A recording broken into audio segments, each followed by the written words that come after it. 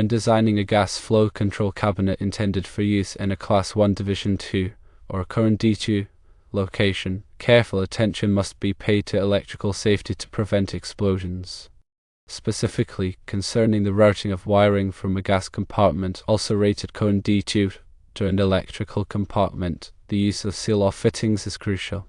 The primary purpose of a seal-off fitting is to prevent the propagation of flames or explosions from one area to another by containing any potential ignition within a limited space. In a C1D2 environment, where flammable gases may be present, these fittings act as a barrier to prevent those gases from migrating into the electrical compartment, which is often purged and pressurized to maintain a safe operating environment. When using flexible Sealtite conduit to run wiring between these compartments, seal-off fittings are indeed required on both sides of the Sealtite. This is because Sealtite, while providing mechanical protection for the wiring, is not considered gas-tight. Without seal-off fittings, hazardous gases could potentially seep through the Sealtite and accumulate in the electrical compartment, negating the safety measures implemented there. The installation of seal-off fittings must adhere strictly to the manufacturer's instructions and any relevant electrical codes, such as those outlined by the National Electrical Code, or NEC. Typically, the installation process involves properly threading the fitting onto the conduit or cable and then packing it with a suitable sealing compound that is specifically designed for use in hazardous locations. This compound must be mixed and applied according to the manufacturer's recommendations to ensure a proper gas-tight seal. Furthermore, it is essential to select seal-off fittings that are appropriately rated for the specific hazardous environment in question. This includes considering the group classification of the hazardous gases present, such as groups A, B, C, and D, as well as the temperature rating of the fittings. The seal-off fittings should be installed as close as practicable to the point where the conduit enters or exits the hazardous location. This minimizes the volume of conduit that could potentially contain hazardous gases.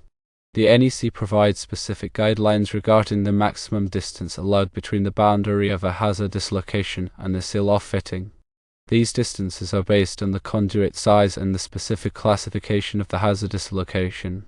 In addition to seal-off fittings, explosion-proof enclosures are also necessary for all electrical devices located within the gas compartment. These enclosures are designed to contain any internal explosion that may occur, preventing it from igniting the surrounding atmosphere. The enclosures must be properly rated for the class and division of the hazardous location, as well as the specific group of hazardous gases present. When selecting explosion-proof enclosures, it is important to consider factors such as the size and type of electrical devices to be housed, the ambient temperature, and the potential for exposure to corrosive substances. The enclosures must be installed in accordance with the manufacturer's instructions and any applicable codes and standards. All electrical connections within the gas compartment must be made using approved methods and materials that are suitable for use in hazardous locations. This includes using appropriately rated terminal blocks, connectors, and wiring. The wiring itself must be of the correct type and size for the application, and it must be properly protected from physical damage. Regular inspections and maintenance are essential to ensure the continued integrity of the electrical system in the gas compartment. This includes checking the seal-off fittings for any signs of damage or deterioration, inspecting the explosion-proof enclosures for cracks or corrosion, and verifying that all electrical connections are tight and secure. Any deficiencies identified during inspections must be promptly corrected to maintain the safety of the installation. The use of intrinsically safe circuits can also be considered as a means of reducing the risk of ignition in the gas compartment. Intrinsically safe circuits are designed to limit the amount of electrical energy available, preventing it from reaching a level that could ignite a flammable atmosphere. When using intrinsically safe circuits, it is important to ensure that all components in the circuit are properly rated and installed in accordance with the manufacturer's instructions. Proper grounding is also crucial for electrical safety in hazardous locations. All electrical equipment in the gas compartment must be properly grounded to provide a path for fault currents to flow safely back to the source. The grounding system must be designed and installed in accordance with the NEC and any other applicable codes and standards. Before working on any electrical equipment in the gas compartment, it is essential to de-energize the circuit and verify that it is safe to work on. Lockout/tagout procedures must be followed to prevent accidental re-energization of the circuit while work is in progress. Workers must be properly trained in the hazards of working in hazardous locations and the safe work practices that must be followed. This training should include instruction on the proper use of personal protective equipment, such as respirators and flame-resistant clothing. In summary, ensuring electrical safety in a C1D2 gas flow control cabinet requires careful attention to detail and adherence to all applicable codes and standards. The use of seal-off fittings, explosion-proof enclosures, intrinsically safe circuits, and proper grounding are all essential elements of a safe and reliable electrical system.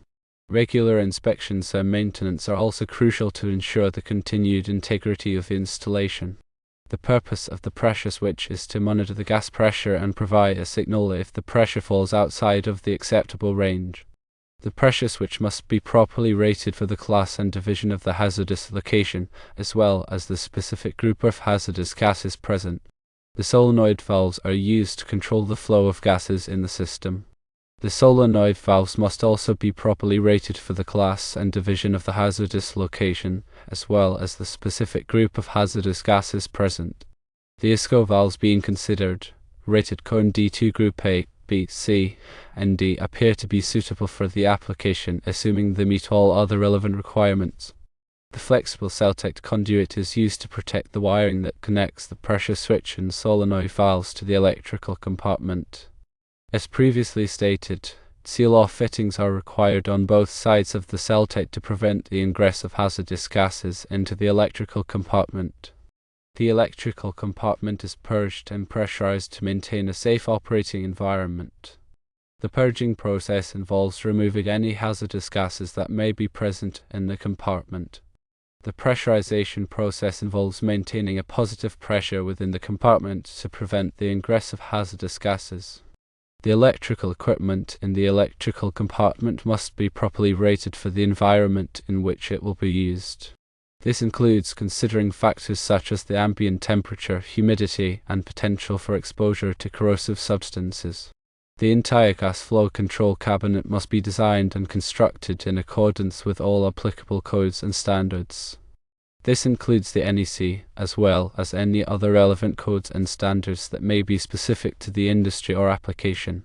It is recommended to consult with a qualified electrical engineer or other professional with expertise in hazardous locations to ensure that the gas flow control cabinet is designed and installed safely. The documentation for the gas flow control cabinet should include detailed drawings, specifications, and operating procedures. This documentation should be kept readily available for reference. Regular training should be provided to personnel who will be operating and maintaining the gas flow control cabinet. This training should include instruction on the hazards of working in hazardous locations and the safe work practices that must be followed. It is important to remember that safety is paramount when working with hazardous gases. By following all applicable codes and standards, and by taking the necessary precautions, it is possible to design and operate a gas flow control cabinet safely and reliably. This response provides general information and should not be considered a substitute for professional advice. Always consult with a qualified professional for specific guidance on your particular situation. The NEC provides comprehensive guidelines for electrical installations in hazardous locations. It is essential to consult the NEC and any other applicable codes and standards to ensure that the installation complies with all requirements. The NEC defines hazardous locations based on the type of hazardous material present and the likelihood of it being present in ignitable concentrations. Class I locations are those in which flammable gases or vapors are or may be present in the air in quantities sufficient to produce explosive or ignitable mixtures. Division II locations are those in which flammable gases or vapors are handled, processed, or used, but in which the hazardous materials are normally confined within closed containers or closed systems from which they can escape only in case of accidental rupture or breakdown of such containers or systems, or in case of abnormal operation of equipment. Group A includes acetylene. Group B includes hydrogen, or gases or vapors of equivalent hazard such as manufactured gas. Group C includes ethyl ether, ethylene, or gases or vapors of equivalent hazard. Group D includes acetone, alcohol, ammonia, benzene, gasoline, hexane, lacquer solvent vapors, naphtha, or gases or vapors of equivalent hazard. Seal-off fittings are designed to prevent the passage of gases, vapors, or flames through a conduit system. They are typically installed at the boundary of a hazardous location and at other strategic locations within the conduit system. Explosion-proof enclosures are designed to contain any internal explosion that may occur, preventing it from igniting the surrounding atmosphere. They are typically used to house electrical equipment such as switches, circuit breakers, and motor starters. Intrinsically safe circuits are designed to limit the amount of electrical energy available, preventing it from reaching a level that could ignite a flammable atmosphere. They are typically used for instrumentation and control circuits. Grounding is essential for electrical safety in hazardous locations. It provides a path for fault currents to flow safely back to the source, preventing electrical shock hazards.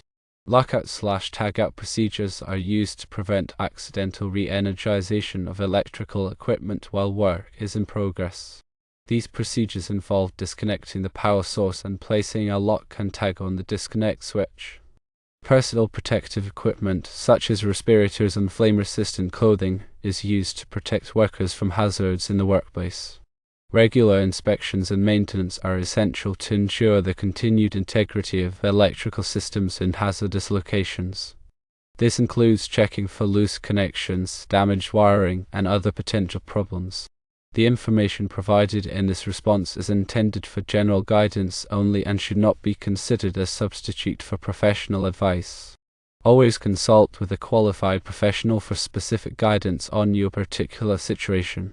Firstly, seal-off fittings are used to prevent the passage of gases, vapors, or flames through a conduit system. Secondly, explosion-proof enclosures are designed to contain any internal explosion that may occur, preventing it from igniting the surrounding atmosphere. Thirdly, intrinsically safe circuits are designed to limit the amount of electrical energy available, preventing it from reaching a level that could ignite a flammable atmosphere. Fourthly, grounding is essential for electrical safety in hazardous locations.